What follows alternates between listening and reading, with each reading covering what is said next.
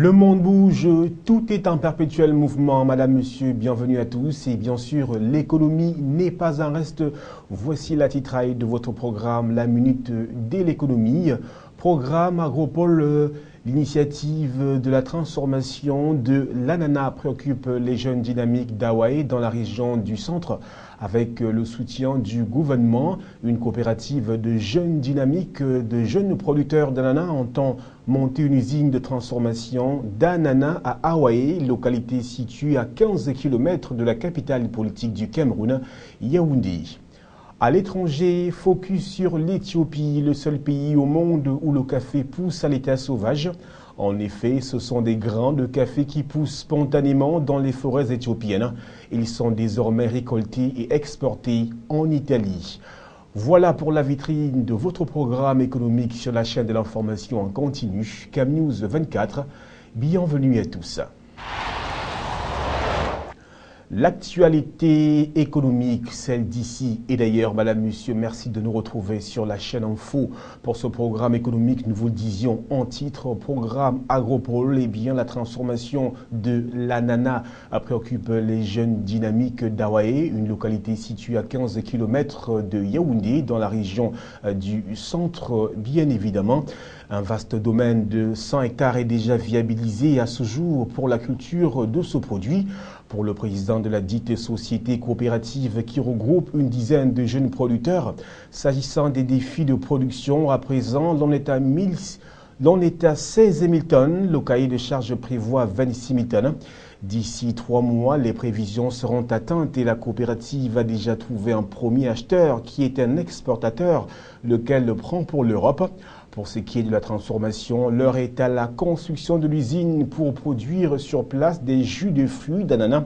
Le domaine comprend des dortoirs pour le personnel ouvrier, soit une centaine d'individus, jeunes pour la plupart, qui s'activent consciencieusement au quotidien.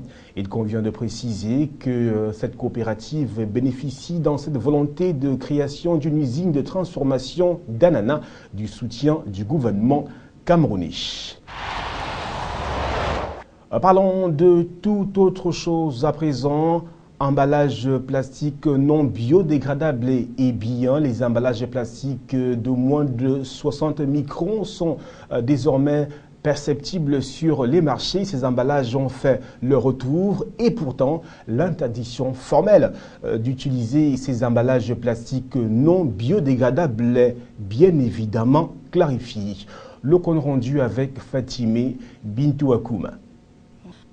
Officiellement, les emballages plastiques de moins de 60 microns ne sont plus censés être utilisés sur l'ensemble du territoire camerounais. Pourtant, après la phase répressive qui n'aura duré que le temps d'un battement de paupières, les emballages plastiques interdits par un arrêté du ministre de l'Environnement, de la Protection de la Nature et du Développement durable et les pierres, en refait surface, sont plus que jamais présents sur les comptoirs des commerces et partout sur le marché. En dehors de quelques téméraires commerçants camerounais et surtout étrangers pour la plupart, parce que n'étant pas chez eux, qui sont plus respectueux, craintifs des lois de la République, il est difficile de trouver aujourd'hui un commerce à l'intérieur duquel les emballages plastiques de moins de 60 microns n'ont pas refait surface. Il y a bien sûr les supermarchés, complexes commerciaux, boulangeries et autres grandes surfaces qui s'en tiennent à la loi au détriment du client, puisque le coût des nouveaux emballages réglementaires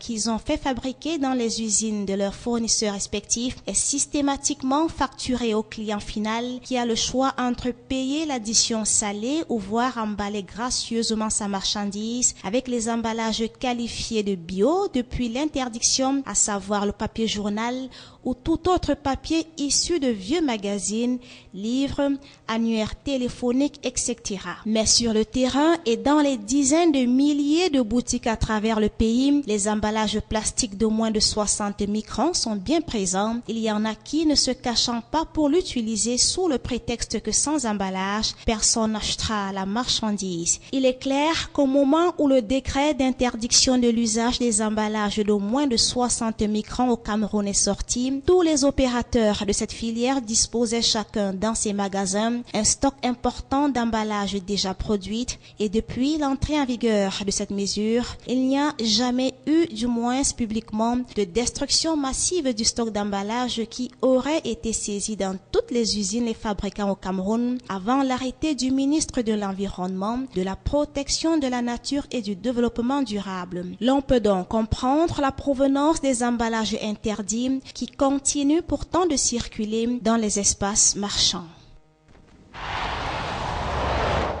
L'eau, c'est la vie, a-t-on coutume de dire. Eh bien, de l'eau potable à profusion dans la région du Nord Cameroun. 57 forages sont désormais ouverts au public. Ce dénouement est le fruit de la coopération entre le Cameroun et le Japon. La cérémonie de rétrocession de ce don nippon s'est effectuée à Garoua, dans la région du Nord, en présence bien évidemment du gouverneur de cette région.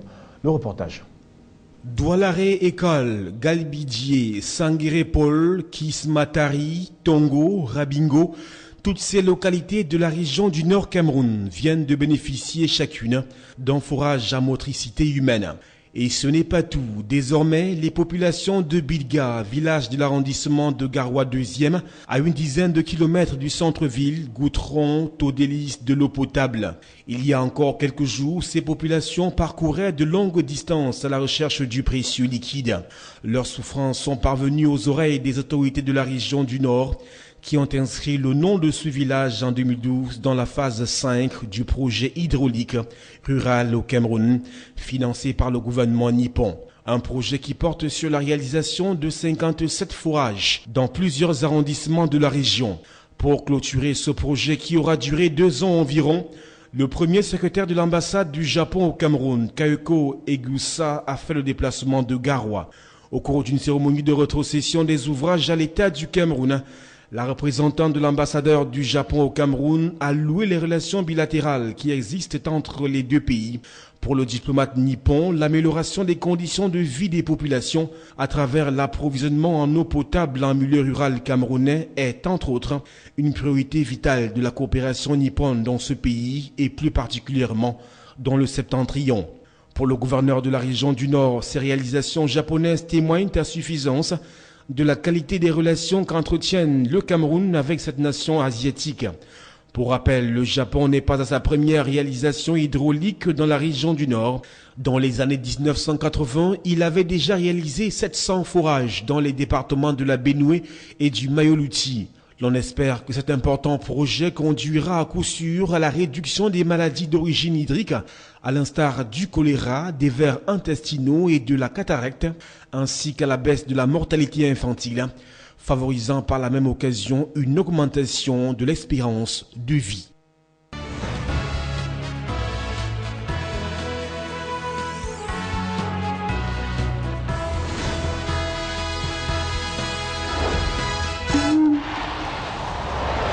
Si ça bouge au Cameroun sur le plan économique, eh bien ça bouge aussi ailleurs. Nous sommes à l'étranger, direction l'Éthiopie, toujours sur le continent africain, le seul pays au monde où le café pousse à l'état sauvage. Eh bien en Éthiopie, ce sont des grains de café qui poussent spontanément dans les forêts éthiopiennes. Ils sont désormais récoltés et exportés en Italie. L'Éthiopie, le seul pays au monde où le café pousse à l'état sauvage. Ici, dans la forêt Arena, l'une des plus grandes du pays, à 350 km au sud de la capitale Addis Abeba, le café arabica pousse à l'ombre des grands arbres, à environ 1800 mètres d'altitude. Et les graines ne nourrissent pas que les babouins, elles font aussi vivre les fermiers locaux. La forêt est vitale pour notre survie, parce que le café nous apporte beaucoup. Si nous n'avions pas cette forêt, nous ne serions pas en mesure de récolter et de produire ce café. Le café survit grâce à la forêt. Si nous coupons les arbres et nous plantons le café n'importe où, alors il aura une durée de vie très limitée. Le café qui pousse sous les arbres de la jungle sera là pour toujours. Voilà pourquoi il est si important pour nous. Le café est la principale culture d'exportation de l'Éthiopie, mais les agriculteurs travaillent ici à très petite échelle. Les caféiers sauvages ont un rendement plus faible que leurs cousins cultivés commercialement, et leurs fèves doivent être séchées lentement au soleil plutôt que lavées en utilisant des méthodes industrielles. Mais très logiquement, ce café qui aide à protéger les forêts intéresse fortement les acheteurs éthiques, comme le mouvement Slow Food italien. Nous ne parlons pas seulement de café, nous parlons de la nature. Et soutenir ces petits producteurs, c'est aussi soutenir tout l'écosystème, cette tradition, ce mode de vie et le développement durable. C'est ça le plus important parce que c'est la deuxième plus grande forêt du pays. Slow Food met en relation les agriculteurs et leurs coopératives locales directement avec des torréfacteurs en Italie pour éviter les commissions que prendraient des intermédiaires. Cette année, un conteneur entier de café sauvage est envoyé en Italie. C'est la plus grande expédition jamais vue.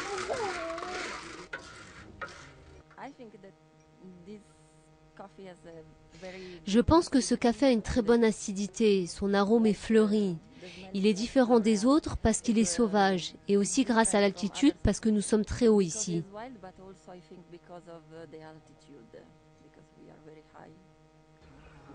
Les forêts où pousse le café sauvage sont rares dans le pays et la menace de déforestation reste forte. Les producteurs locaux espèrent que la vente de leur café permettra de protéger les forêts et pérenniser leur production. Ça donne envie, n'est-ce pas?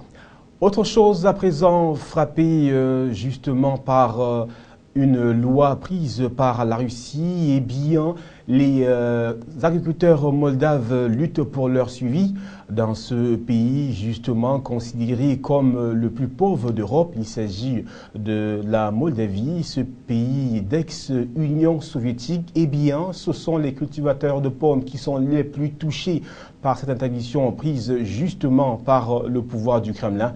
Une interdiction justement prise par Moscou en réaction justement à la signature par Chisinau d'un accord d'association avec l'Union européenne.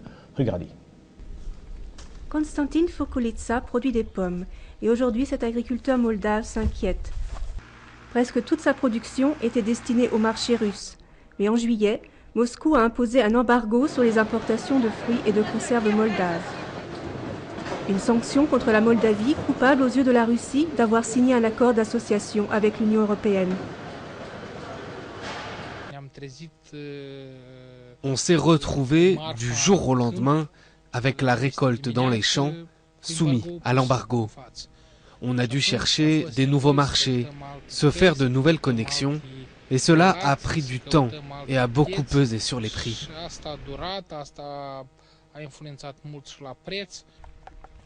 Pour Constantine, les revenus ont l'année dernière à peine couvert ses dépenses.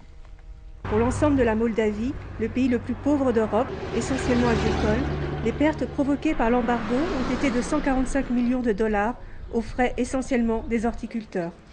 Une catastrophe qui s'est doublée d'une dévaluation de 30% environ de la monnaie locale. Alors les fermiers sont descendus dans la rue par milliers pour réclamer un doublement des subventions agricoles. Les producteurs de pommes sont désorientés. Ils ne savent pas quoi faire. Le marché européen s'ouvre difficilement. Puis, ce qui cause problème, c'est le fait que la majorité des variétés de pommiers ont été plantées pour la Russie et ne sont pas connues en Europe. Pour certains producteurs, l'accord de libre-échange avec l'UE, en vigueur depuis septembre, a ouvert une porte. Mais elle reste étroite. Sur une production annuelle de près de 400 000 tonnes de pommes, la Moldavie en a exporté 1% vers l'UE, alors qu'elle vendait la moitié de ses récoltes à la Russie.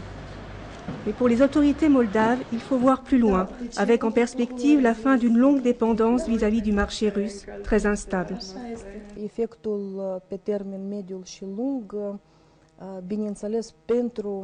L'effet à moyen et long terme sera positif sur l'agriculture et l'économie moldave, car nous avons appris à investir plus dans la qualité des produits.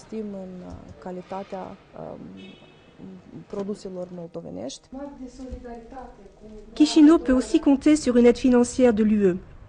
Une enveloppe de 64 millions d'euros destinée au développement de l'agriculture qui devrait apporter une graine d'espoir aux fermiers moldaves. La suite de votre programme, c'est avec le chiffre du jour. Il est de 57. Ce chiffre symbolise le nombre de forages octroyés par le gouvernement nippon, le gouvernement japonais au Cameroun.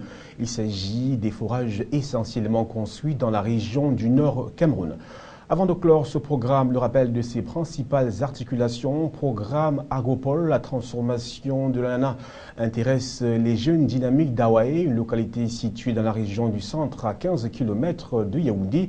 Eh bien, une coopérative de jeunes dynamiques avec l'appui du gouvernement camerounais veulent bien sûr créer une usine de transformation d'ananas. Et puis à l'étranger, direction l'Éthiopie, nous avons zoomé sur ce pays où le café, le seul au monde d'ailleurs, où le café pousse à l'état sauvage. Eh bien, les forêts éthiopiennes connaissent une activité particulière avec les grains de café qui poussent. Et bien, désormais, ce café est récolté et exporté en Italie. Voilà, madame, monsieur, c'est la fin de la Minute de l'économie. Merci de nous avoir prêté vos yeux et vos oreilles. Merci surtout à toutes les équipes techniques réunies autour de Romia Yachon et surtout de Yves Anselme Tadjufo. Merci à vous qui nous regardez chaque jour. Au revoir.